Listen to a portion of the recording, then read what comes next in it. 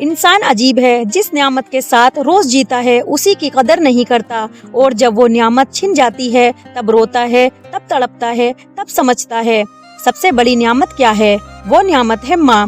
ماں کی اہمیت اکثر تب سمجھ آتی ہے جب ماں پاس نہیں رہتی۔ ماں صرف رشتہ نہیں، رحمت ہے۔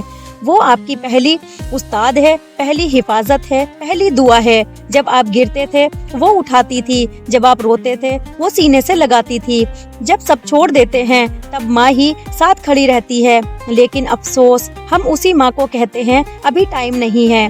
ایک آدمی بہت کامیاب ہو گیا، بڑا گھر، بڑی گاڑی، بڑا نام، لیکن ماں گاؤں میں رہتی تھی۔ وہ کہتا امی بعد میں ملوں گا۔ ایک دن خبر آئی ماں انتقال کر گئی۔ وہ بھاگتا ہوا پہنچا، قبر کے پاس بیٹھ کر رونے لگا، کہنے لگا امی ایک بار آواز دے دو، میں سب چھوڑ دوں گا۔ لیکن اب جواب دینے والی آواز خاموش ہو چکی تھی۔ یاد رکھیے، ماں انتظار کرتی ہے، قبر انتظار نہیں کرتی۔ اب سنیے رحمت کی ایک رات کا ذکر۔ شب بارات، مغفرت کی رات، رحمت کی رات، توبہ کی رات۔ حدیث میں آتا ہے کہ اس رات اللہ کی رحمت خاص طور پر نازل ہوتی ہے۔ روایتوں میں آتا ہے نبی کریم صلی اللہ علیہ وسلم اس رات عبادتیں فرماتے، قیام کرتے، دعا کرتے۔ آپ صلی اللہ علیہ وسلم قبرستان جنت البقیع میں تشریف لے گئے اور امت کے لیے دعا کی۔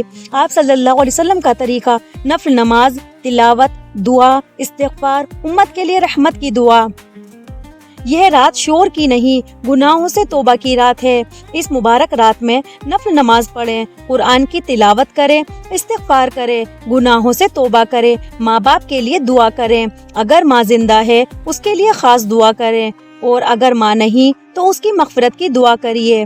سب سے بڑی عبادتوں میں سے ایک ماں باپ کو راضی کرنا ہے۔ سوچئے اگر شب بارات میں آپ ساری نمازیں پڑھیں لیکن ماں ناراض ہو، باپ ناراض ہو تو دل کانپنا چاہیے، اور اگر ماں راضی ہو تو چھوٹی عبادت بھی قبولیت کے قریب ہوتی ہے۔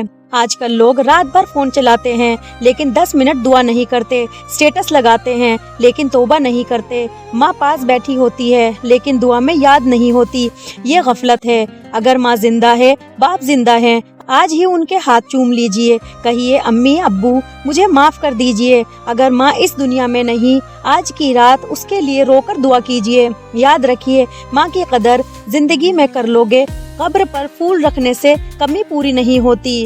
یاد رکھیے، ماں وہ نعمت ہے جس کا بدلہ نہ مال سے دیا جا سکتا ہے، نہ خدمت سے پورا کیا جا سکتا ہے۔ ماں کی ایک آہ زندگی الجھ دیتی ہے، اور ماں کی ایک دعا تقدیر بدل دیتی ہے۔ جب ماں بلائے تو ابھی نہیں مت کہو، کیونکہ ایک دن آپ پکارو گے تو جواب نہیں آئے گا۔ ماں کی قدر اس کے زندہ رہتے کرو۔